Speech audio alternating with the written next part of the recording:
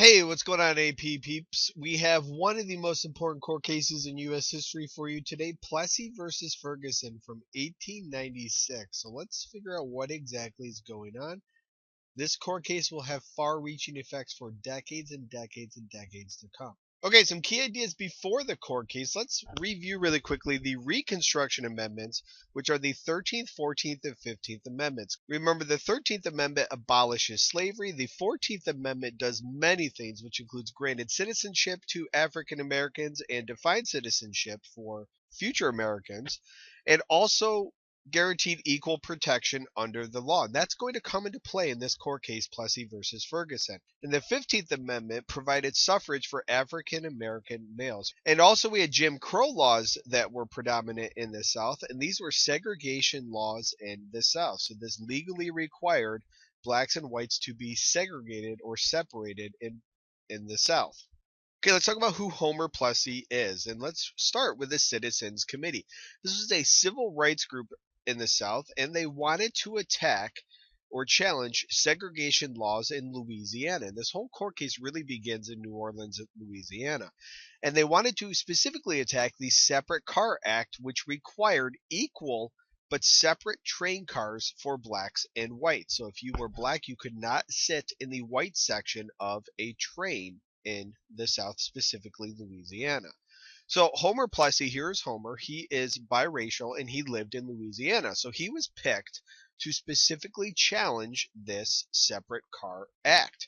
And he is arrested for sitting in the first class section of a white train car. And if you go to New Orleans, right in New Orleans in 2009, this plaque was put up where the train station was that Homer Plessy got on, which started the whole court case, Plessy versus Ferguson. Okay, so it goes to the Supreme Court. Plessy and the Citizens Committee challenges this and says this is unfair.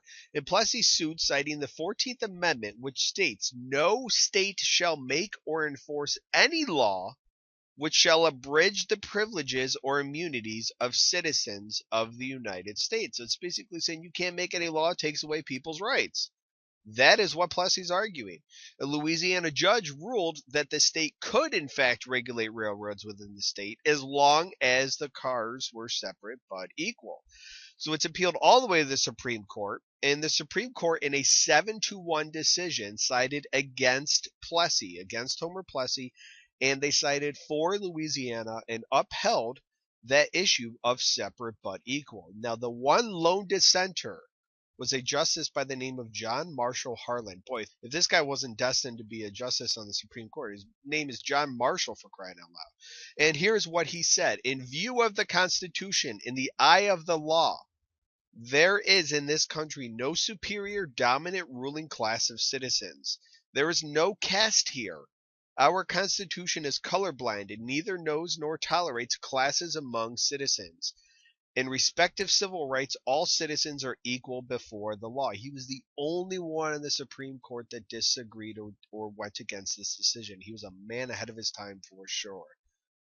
So what are the effects of this court case? Well, Jim Crow laws are now officially upheld by the Supreme Court.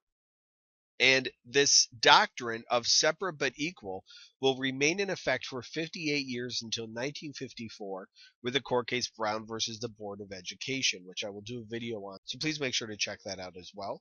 And you will see this all throughout the South, that there are these separate facilities for whites and blacks. And these facilities would be labeled as colored waiting rooms, colored drinking fountains, colored bathrooms, you name it. There were separate facilities, and it would be illegal for an African American to use a white facility.